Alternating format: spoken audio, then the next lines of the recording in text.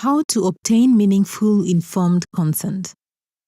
Meaningful informed consent prioritizes the rights of the patient and survivor of sexual violence before, during, and after evaluation.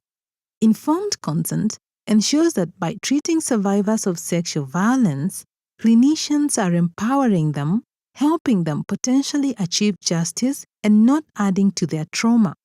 There are three primary components of informed consent: voluntariness, comprehension, and authorization. Voluntariness means that the patient's consent is freely given without any pressure. The clinician and any other medical professional involved in the evaluation must be confident that the patient is able to freely provide their consent. If the patient has trouble understanding the situation or information provided, then the patient cannot give informed consent. In some cases with children, the clinician must speak with a parent or a legal guardian to obtain informed consent.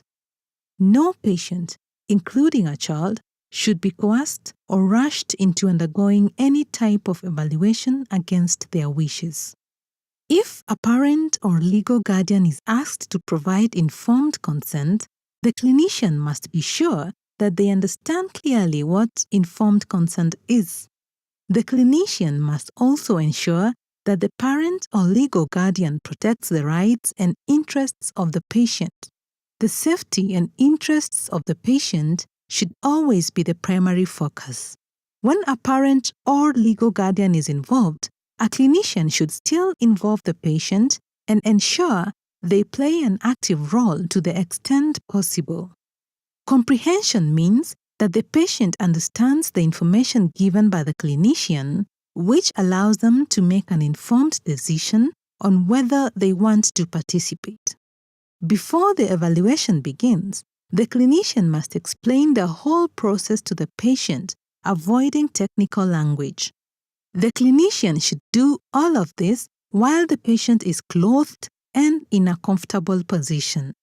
Clinicians are under professional, ethical, and legal obligation to explain what will happen during the evaluation, why the evaluation is being carried out, how the information collected may be used, potential benefits of the evaluation, like collecting information that could support a legal case against the alleged perpetrator, risks of the evaluation, which include possible re-traumatization of the patient, the chance that the legal proceeding may be unsuccessful, or that the personal information collected is made public because it is lost or stolen.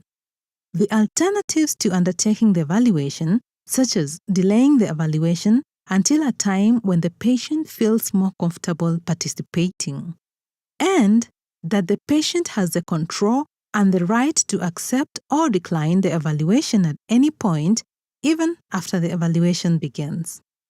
The clinician should engage the patient before and during the evaluation and make sure their approach takes into account the maturity of the patient.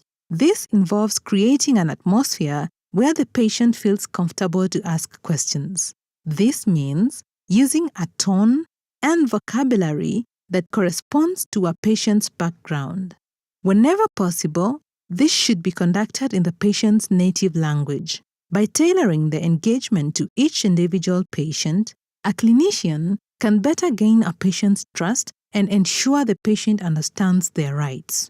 If the patient has provided authorization or consent without pressure and with full understanding, the clinician should record the patient's consent. This is best done in writing, with the patient signing their name or a legal guardian signing on their behalf. The evaluation can begin only once informed consent is given. The clinician must make the patient feel comfortable by asking questions at each step in the process and ensuring the patient knows they can ask to stop the evaluation at any time, and if they do choose to stop, it will not affect their access to medical care more generally. To make the patient feel comfortable, the clinician should only disrobe the specific part of the body being evaluated and drape it if appropriate. May I first examine your left arm and then your right arm, one at a time? Can you please take your arm out of your sleeve? We are done with this part of the evaluation. You can put your arm back in your sleeve. Obtaining informed consent is a fundamental part of any medical or forensic evaluation.